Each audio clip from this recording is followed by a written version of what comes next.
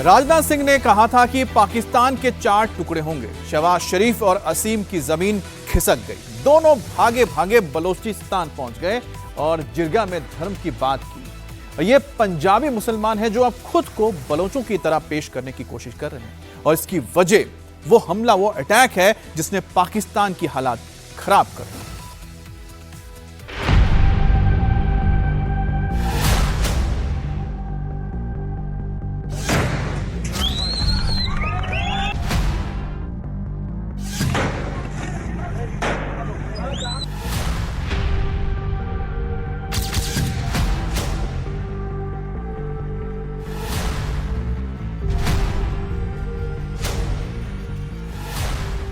Operation सिंदूर के बीच बलोचिस्तान में ऐसा क्या हुआ? मुनीर और शहबाज को भागकर बलोचिस्तान जाना पड़ा। ये थाना है सुराब का और अभी जला लिया है बीएलए वालों ने। बलोचिस्तान पर दिन ढलते ही कहां से हमला हुआ? AK-47 से लैस फाइटर किसने भेजे?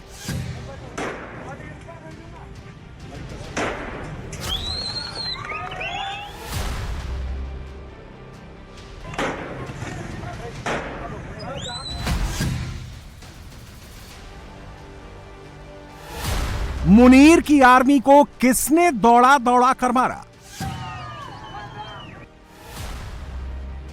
यह बलूचिस्तान का सुराब शहर है जहां पाकिस्तान का नहीं, अब बलोचों का राज है। BLA यानी बलूचिस्तान लिबरेशन आर्मी के लड़ाके शहर में गश्त कर रहे हैं।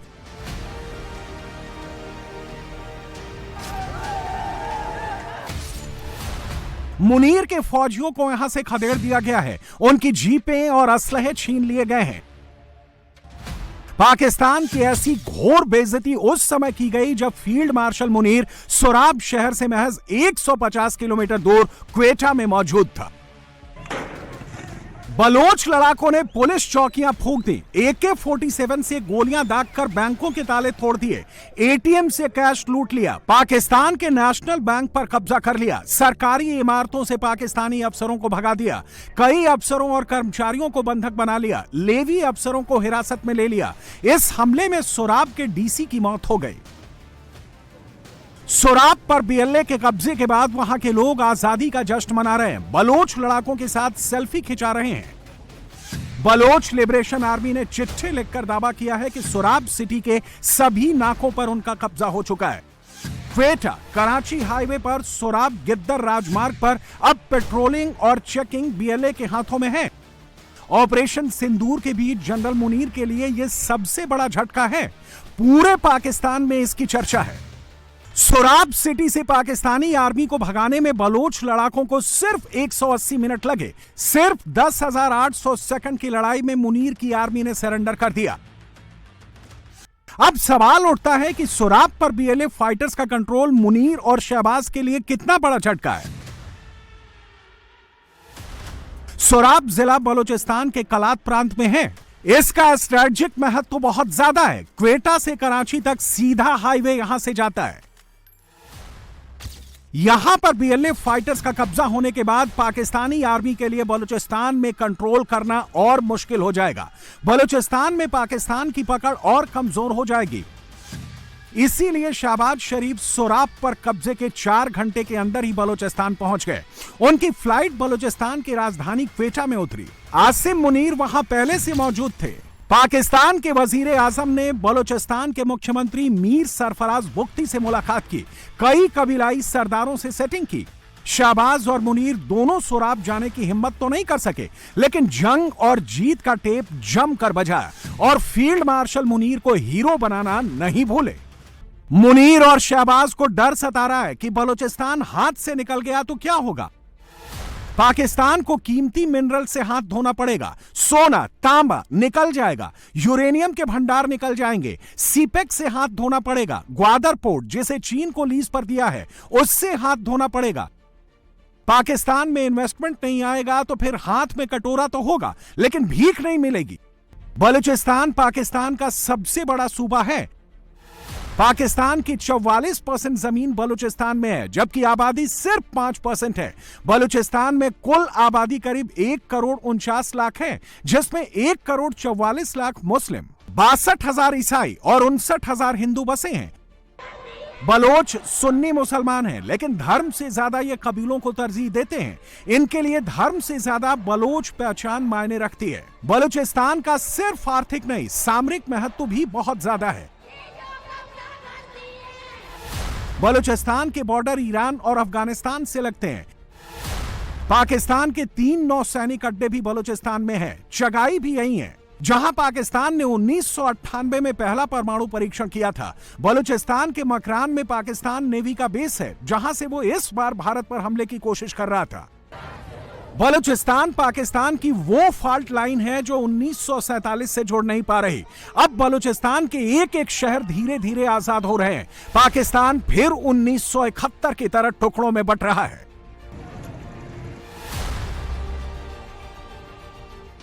पाकिस्तान भी आपके शौर्य से भली भांति वाकिफ है। पाकिस्तान को पता है, जब भारतीय नौसेना पूरे जोश के साथ, पूरे जोर के साथ जब चलती है तो उसका अंजाम क्या होता है। 1971 इसका गवाह है कि जब इंडियन नेवी हरकत में आई थी, वह 1 से 2 हो गया था। मैं पाकिस्तान की बात कर रहा हूँ। जब हमारी इंडियन नेवी हरकत में आई थी तो पाकिस्तान 1 से 2 हो गया था। अगर ऑपरेशन सिंदूर में भारतीय नौसेना अपने फार्म में आई होती तो पाकिस्तान के 2 टुकड़े ही न होते, बल्कि मैं समझता हूं शायद 4 टुकड़े हो जाते। पाकिस्तान 77 साल से बलूचिस्तान के लोगों को धोखा दे रहा है। इसकी शुरुआत 1947 में हुई थी, जब जिन्ना ने खान ऑफ कलात को धोखा दिया था।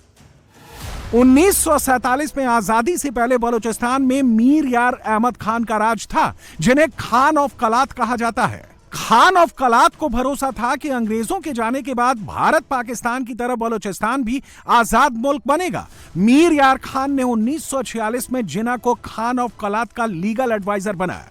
1946 में जिन्ना ने बलूचिस्तान को एक स्वतंत्र देश बनाने का मेमोरेंडम तैयार किया।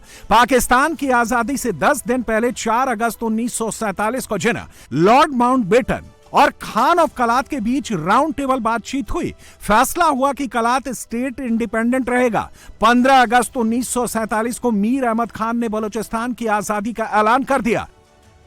जिन्ना ने आजादी के 42 दिन बाद ही बड़ा खेल कर दिया। 12 सितंबर 1947 को अंग्रेजों ने कह दिया कि कलात स्टेट एक देश के तौर पर अंतर्राष्ट्रीय जिम्मेदारी नहीं संभाल सकता। जिन्ना ने बलूचिस्तान पर हमले के लिए फोर्स लगा दी। दिसंबर 1947 में मीर अहमद यार खान अंग्रेजों के पास मिलिट्री सपोर्ट मांगने गए। अंग्रेजों ने सैन्य मदद देने से इनकार कर दिया। 27 मार्च 1948 को पाकिस्तान ने बलूचिस्तान पर हमला कर दिया। खान ऑफ कलात मीर यार अहमद खान को जिन्ना की फोर्स कैद कर कराची ले गई। वहां उनसे जबरन पाकिस्तान के साथ विलय पर साइन करा लिए गए। 1948 में खान ऑफ कलात के भाई अब्दुल करीम खान ने 150 बलोचों के साथ विद्रोह शुरू कर दिया। तब से लेकर अब तक बलूचिस्तान के लोग पाकिस्तान के खिलाफ आजादी की लड़ाई लड़ रहे हैं। 1958, 1962 और 2005 में बलूचिस्तान में बड़े विद्रोह हुए। पाकिस्तान ने सैन्य ताकत के दम पर इसे दबा दिया और अब बलोचों ने ठान लिया है कि पाकिस्तान से आजाद होना है।